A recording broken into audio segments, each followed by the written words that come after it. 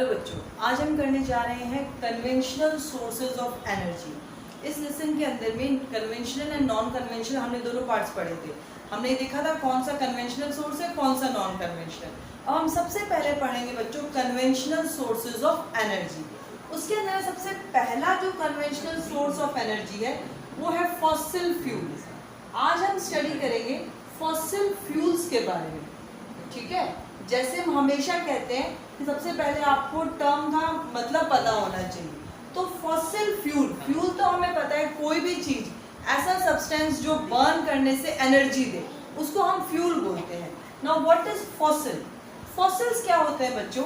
The dead remains of plants and animals. The dead remains of plants and animals under the earth, plants and animals under the earth are called fossils. Under the earth are called fossils.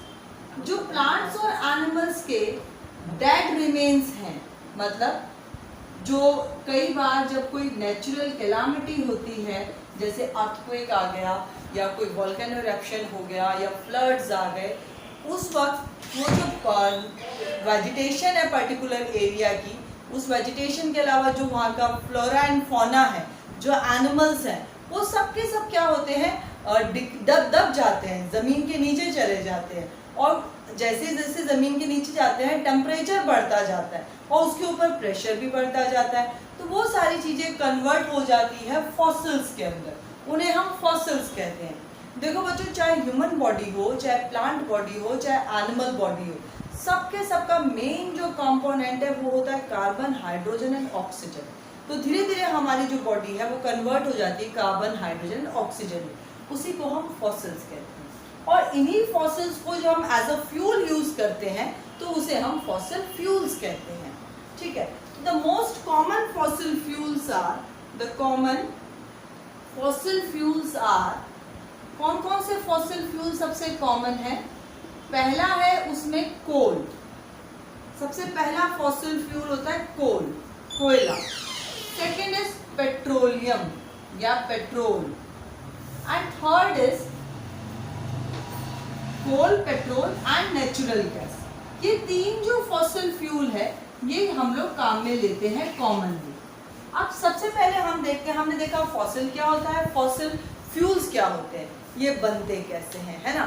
जब natural calamity आती है तो उस वक्त earthquake या floods या उसकी वजह से जो वेजिटेशन है, एनिमल्स है, वो सब नीचे दब जाते हैं और उनकी नीचे जाने पर टेम्परेचर बढ़ा, प्रेशर बढ़ा और धीरे धीरे वो सब चीज़ें चेंज हो गई किसमें, फॉसिल्स के अंदर। और उसको जैसे कोल है, पेट्रोल है, नेचुरल गैस है, उसको हमने यूज़ कर लिया एज अ फॉसिल फ्यूल। चलिए अब बात करते हैं बच्चों कि फॉसिल फ्यूल में हमें तीन चीज़ें पढ़नी है, कोल पढ़ना है, पेट्रोल पढ़ना है एंड नेचुरल गैस पढ़ना है। सबसे पहले हम पढ़ेंगे कोल। सबसे कॉमन जो फॉसिल फ्यूल है वो है कोल। कोल मतलब कोयला। कई लोग कोल को समझते हैं कि ये कार्बन होता है, but coal is not simply carbon. Coal अकेला कार्बन नहीं होता, कोल के अंदर में कार्बन के साथ साथ बहुत सारी चीजें भी प्रेजेंट होती हैं। तो coal it is the earliest used fossil fuel, बहुत पुराना यूज करने वाला, जो हम बहुत काफी टाइम से यूज कर रहे हैं, वो वाला फॉसिल फ्यूल है। It is the earliest used fossil fuel. सबसे पुराना जो फॉसिल फ्यूल है वो कोल है। चलो दूसरी चीज, कोल जो होता है इसके अंदर क्या क्या प्रेजेंट होता है? तो कोल कंटेन्स कार्बन, सबसे पहले कार्बन प्रेजेंट है, हाइड्रोजन, ऑक्सीजन, नाइट्रोजन और कुछ अमाउंट में सल्फर। तो कोल के अंदर कार्बन, हाइड्रोजन, ऑक्सीजन, नाइट्रोजन और सल्फर, ये तीनों पांचों जो एलिमेंट्स हैं ये प्रेजेंट होते हैं। तीसरी चीज, जो कोल होता है वो बनता किससे है? कोल के बनने के प्रोसेस को हम कहते हैं कार्बोनाइजेशन। तो the process of formation of coal is called carbonization. The process of formation of coal is called carbonization. The process of formation of coal is called carbonization. अब नाउ व्हाट इज कार्बोनाइजेशन बच्चों? Carbonization is same process कि आप coal जो है, जो plants and animals है, what is carbonization कोई पूछता है तो the decomposition of plants and animals या degradation of the plants and animals when they are buried under the earth by the high temperature and high pressure. जब कोई भी vegetation है, एनिमल्स है, वो अर्थ के अंदर चले जाते हैं जहाँ पे टेम्परेचर बहुत ज़्यादा है, तो हाई टेम्परेचर हाई प्रेशर की वजह से वो सब चीज़ें बदल जाती है कोयले में, और उस प्रोसेस को हम क्या कह रहे हैं, कार्बोनाइजेशन कह रहे हैं। ठीक है बच्चों, तो ये हमने देखा कार्बोनाइजेशन। तो इसको हम इस तरीके से समझ सकते हैं कि वुड या प्लांट या एनिमल कुछ भी है, उसको हाई प्रेशर या हाई टेम्परेचर दिया तो वो कोल में बदला। अब कोल में बदलने के लिए भी सबसे पहले पीट में बदलता है, it is also a kind of coal. Peat से वो बदलता है लिग्नाइट में, लिग्नाइट, और लिग्नाइट जो होता है वो चेंज होता है बिटुमिनस में, बिटुमिनस, और जो बिटुमिनस है वो चेंज होता है बच्चों एंथ्रासाइट में। तो इस तरीके से 4 तरह के कोल जो है वो अवेलेबल होते हैं। वुड को हाई टेम्परेचर प्रेशर दिया तो पहले पीट में बदला, पीट लिग्नाइट में, लिग्नाइट बिटुमिनस में, और बिटुमिनस चेंज होता है एंथ्रासाइट में। पीट जो होता है बच्चों वो बहुत सॉफ्ट होता है, तो इट इज सॉफ्ट कोल।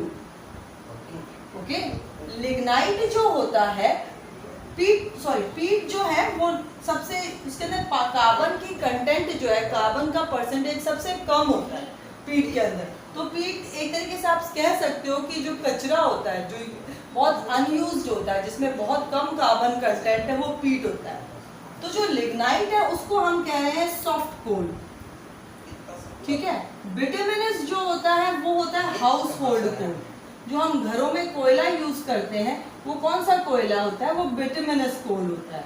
अभी जब नेक्स्ट टाइम अगर सर्दियों में कोयला कहीं जलता है, अपने घरों में जो हम गर्म करने के लिए जब कमरा वगैरह अंगीठी जलाते हैं, तो जो कोयला हम इस्तेमाल कर रहे हैं वो कौन सा कोयला है, वो बिटुमिनस कोल है। आप बताओ मम्मी को, पापा को। एंथ्रासाइट जो होता है वो सबसे ज्यादा हार्ड कोल होता है, सबसे हार्ड होता है एंथ्रासाइट। और ये ऐसे, अब हम बात करें कि परसेंटेज ऑफ कार्बन, कि कार्बन का परसेंटेज किस में कितना होता है। तो जो बच्चों पीट होता है उसके अंदर अप्रॉक्स 30% या 38% कार्बन होता है। लिग्नाइट के अंदर 38 से मान के चलो 40-45% तक कार्बन होता है। बिटुमिनस के अंदर 60 से 70% तक कार्बन होता है। और जो एंथ्रासाइट होता है बच्चों, उसके अंदर 94 से 98% कार्बन होता है। तो सबसे ज्यादा कार्बन कंटेंट किसमें है, एंथ्रासाइट में। तो सबसे बेस्ट कोल कौन सा है, एंथ्रासाइट। देखो, कोल जब बर्न होता है तो वो एनर्जी देता है, पॉल्यूशन कॉज करता है, आई एग्री, क्योंकि उससे स्मोक रिलीज होता है, बट एनर्जी भी मिलती है। तो उसी कोल से मैक्सिमम एनर्जी मिलेगी बच्चों जिस कोल के अंदर कार्बन का परसेंटेज ज्यादा होगा। अब कार्बन का परसेंटेज सबसे कम किस में है, पीट में, तो इसकी कैलोरीफिक वैल्यू क्या होगी, सबसे कम, कैलोरीफिक वैल्यू मिनिमम। ठीक है, सबसे कम कैलोरीफिक वैल्यू होती है पीट की। और जो एंथ्रासाइट है, क्योंकि उसके अंदर 98% तक कार्बन है, तो उसकी कैलोरीफिक वैल्यू क्या होती है, बहुत हाई। कैलोरीफिक वैल्यू को हमने लास्ट वीडियो लेसन में डिस्कस किया था। कैलोरीफिक वैल्यू का मतलब होता है 1 kg उस पर्टिकुलर फ्यूल को बर्न करने से कितनी एनर्जी मिली, कितने joules, kilo joules of energy मिली, उसे हम कैलोरीफिक वैल्यू कहते हैं। जिसमें जितना ज्यादा कार्बन कंटेंट होता है उसकी कैलोरीफिक वैल्यू उतनी ही ज्यादा होती है। ठीक है बच्चों, तो ये हमने देखा कोल के बारे में। कोल को एज अ फ्यूल यूज करने के लिए डायरेक्ट बर्निंग भी करते हैं। दूसरा, हम उसको यूज करते हैं थर्मल पावर प्लांट्स के अंदर, जो हम आगे पढ़ेंगे। इसी वीडियो लेसन में हम थर्मल पावर प्लांट भी देखेंगे। तो कोल को हमने ये देखा। आप इसमें याद करने वाली चीज यही है कि which is the best quality coal, anthracite. Which coal contain the maximum percentage of carbon, anthracite. Highest calorific value कौन से कोल की होती है, एंथ्रासाइट। ओके, चलिए अब हम पढ़ते हैं पेट्रोलियम को। अभी हमने पढ़ा कोल को, अब बात करते हैं हम पेट्रोलियम की। पेट्रोलियम भी बच्चों फॉसिल फ्यूल है, वो भी हमें मिलता है किससे, प्लांट्स और एनिमल्स के उससे डिकम्पोजिशन से। जब वो नीचे अर्थ के अंदर हाई टेम्परेचर हाई प्रेशर में चले जाते हैं तो हमें पेट्रोलियम मिलता है। पेट्रोलियम जो है उसको अगर आप वर्ड को ब्रेक करो तो पेट्रो का मतलब होता है बच्चों रॉक्स और ओलियम का मतलब होता है ऑयल। तो आप कह सकते हो कि जो रॉक्स से जो ऑयल का मतलब यहाँ हो गया लिक्विड या विस्कस फ्लूइड। एक विस्कस फ्लूइड होता है, उसी वजह से पेट्रोलियम को ओलियम मतलब ऑयल मतलब पूरा प्रॉपर तेल नहीं, ऑयल का मतलब यहाँ पे विस्कस फ्लूइड से। तो जो ऑर्गेनिक कंपोनेंट्स हैं जब वो डिकम्पोज होते हैं प्लस वो मिलते हैं किसमें, सी वाटर या सलाइन वाटर में और सिल्ट के अंदर जिसको डस्ट बोलते हैं, तो क्या बन जाता है, तो पेट्रोलियम बन जाता है। ठीक है, तो we can write the organic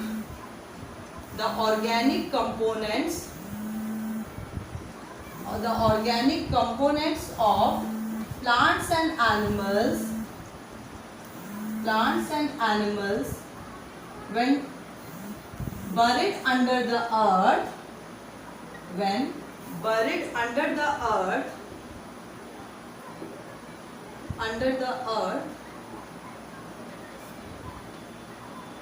changes into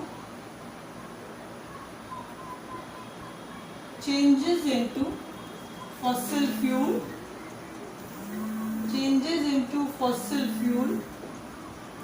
by high temperature and pressure. When saline water या sea water आप लिख सकते हो, when saline water and silt mixed with it, it is called petroleum.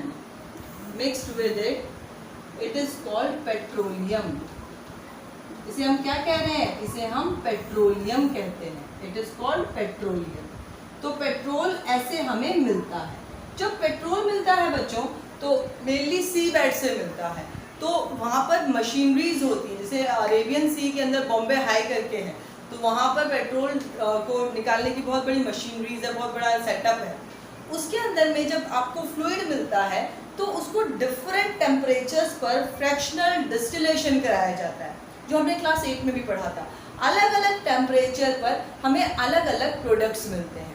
तो पेट्रोलियम के फ्रैक्शनल डिस्टिलेशन से हमें कुछ ऐसे प्रोडक्ट्स भी मिलते हैं जो कि एज अ फ्यूल यूज होते हैं, और कुछ ऐसे प्रोडक्ट्स भी मिलते हैं जिन्हें हम एज अ फ्यूल यूज नहीं कर सकते।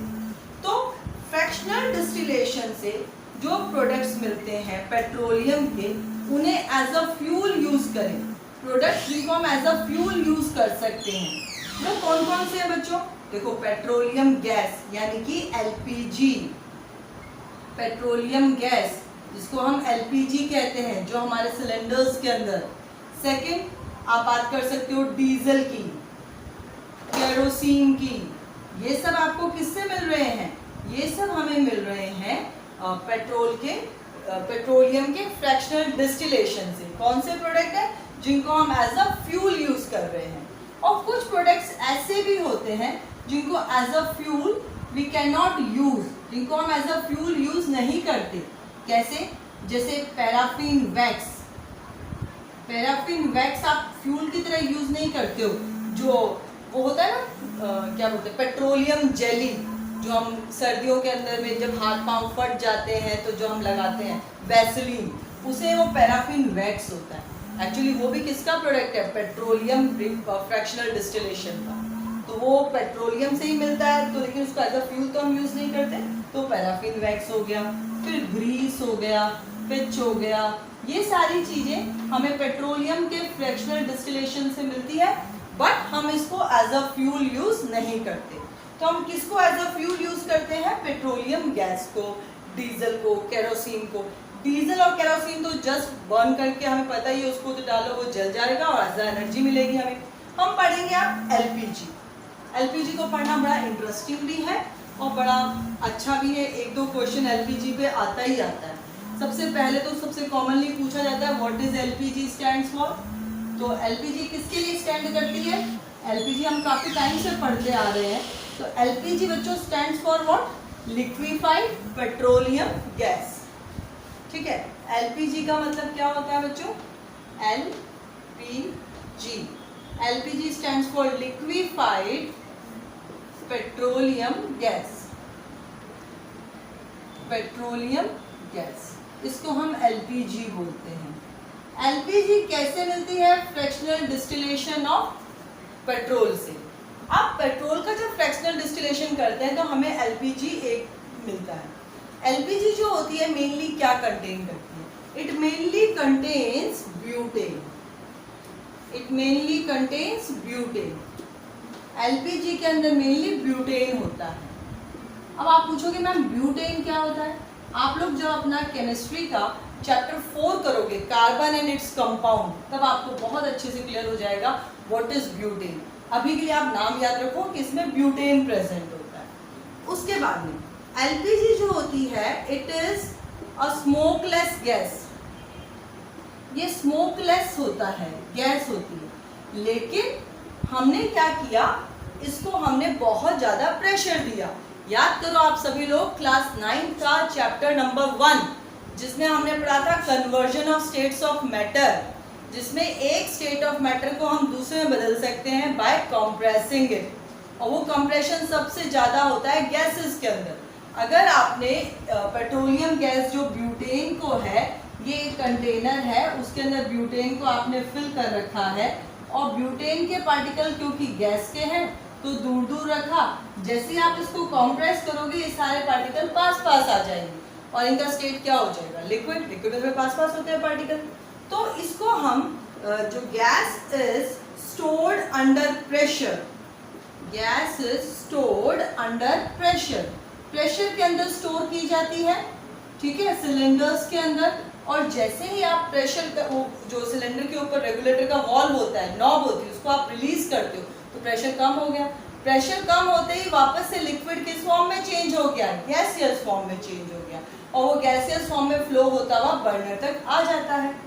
दूसरी चीज, और एलपीजी जो होती है ये एक स्मोकलेस है और उसके साथ साथ ये ओडरलेस भी होती है।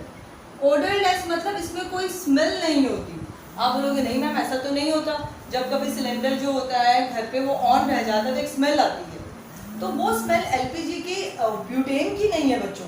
उसके अंदर क्योंकि एलपीजी एक ओडरलेस गैस होती है और ब्यूटेन एक ओडरलेस गैस होती है, तो लीकेज को डिटेक्ट करने के लिए कि कहीं कोई लीकेज तो ना है, तो हम उसमें ऐड करते हैं इथाइल मरकैप्टन। इथाइल मरकैप्टन, इसका फॉर्मूला होता है C2H5SH, ठीक है।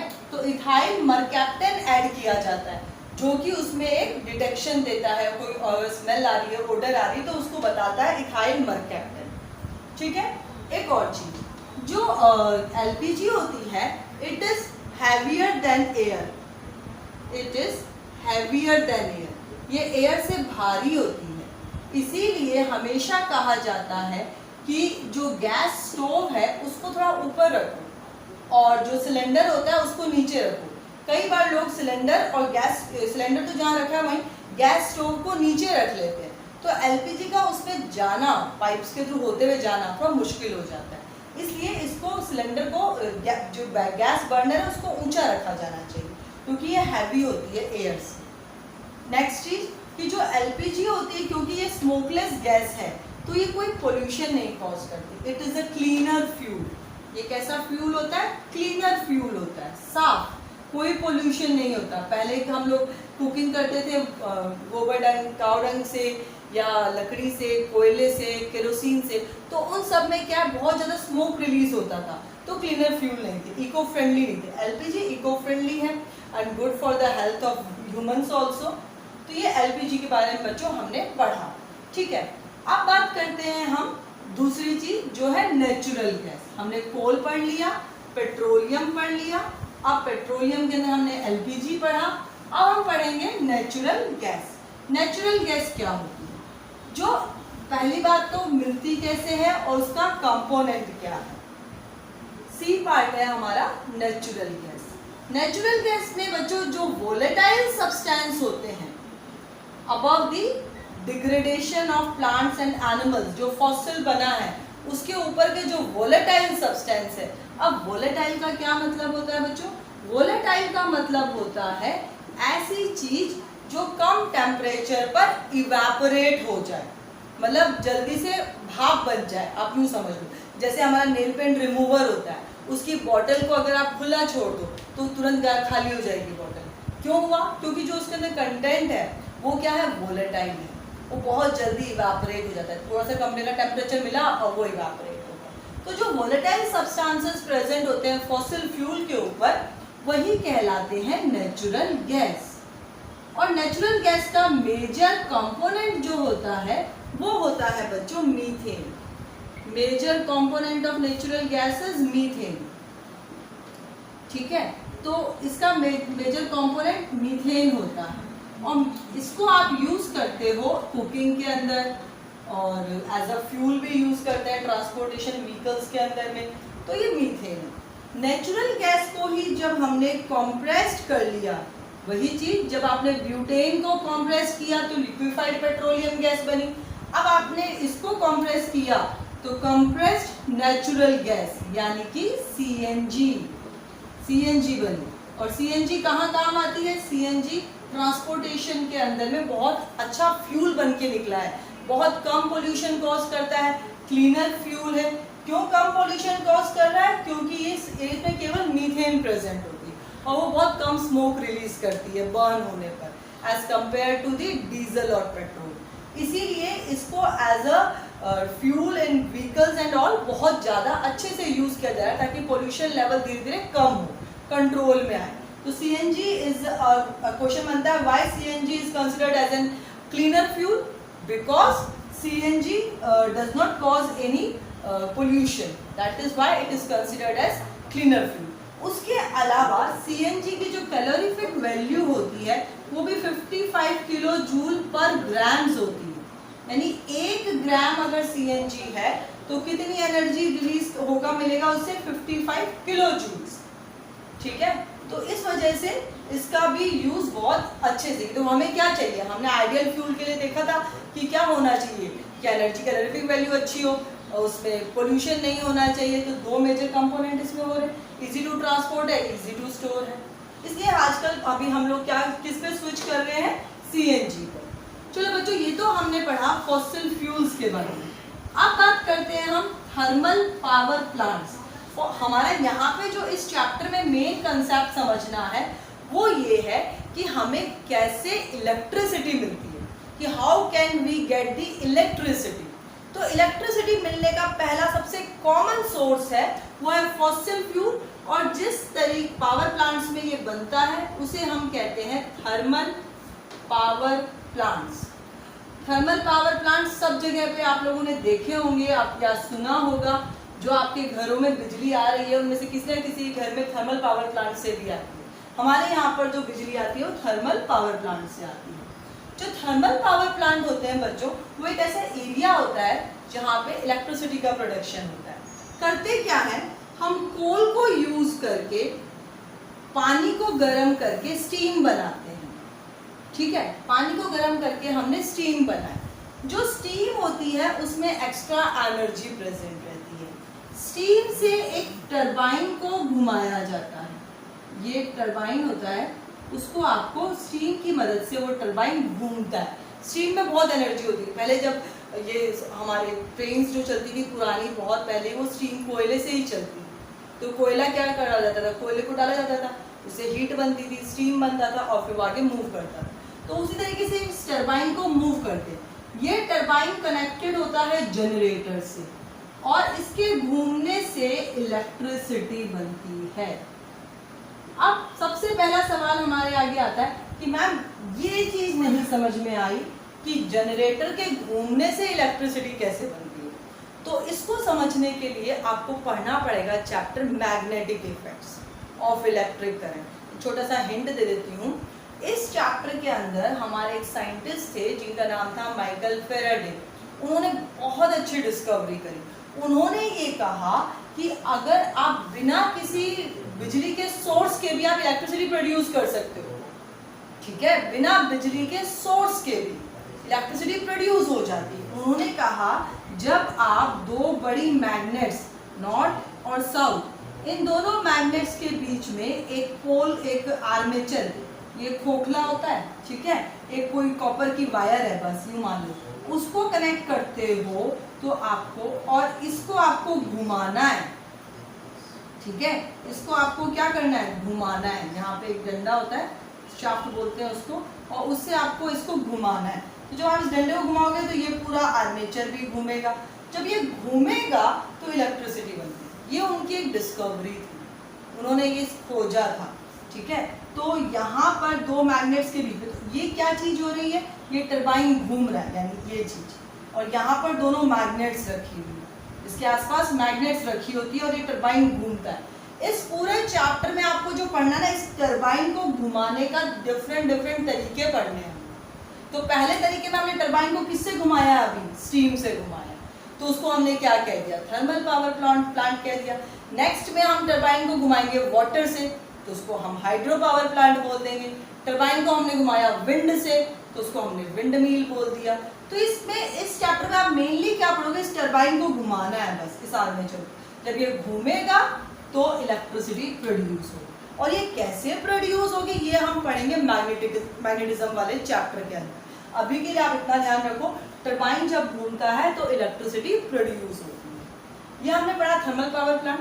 थर्मल पावर प्लांट से रिलेटेड एक सबसे इंपॉर्टेंट क्वेश्चन, कि थर्मल पावर प्लांट्स को सेटअप किया जाता है नियर दी कोल फील्ड्स। कोयला जहां से निकलता है ना, उसके आसपास ही थर्मल पावर प्लांट सेटअप होते हैं। तो इसका क्या मतलब कारण है, क्योंकि बच्चों अगर आपको थर्मल पावर प्लांट सबसे ज्यादा जरूरत किसकी है, कोयले की। अगर आपको कोल को ट्रांसपोर्टेशन करके मंगाना पड़ जाए तो इलेक्ट्रिसिटी की रेट क्या होगी, बढ़ जाएगी, पैसा ज़्यादा खर्च होगा। तो it is easy to transport the electricity than coal. तो हम कोल को ट्रांसपोर्ट करना कन्वीनियंट नहीं मानते, इसलिए हम लोग थर्मल पावर प्लांट्स वहीं सेटअप करते हैं जहाँ पर ऑलरेडी कोई कोल माइन हो, ताकि ट्रांसपोर्टेशन ईजी हो जाए। आज हमने पढ़े फॉसिल फ्यूल के बारे में। नेक्स्ट वीडियो लेसन में बच्चों हम लेंगे हाइड्रो एनर्जी के बारे में।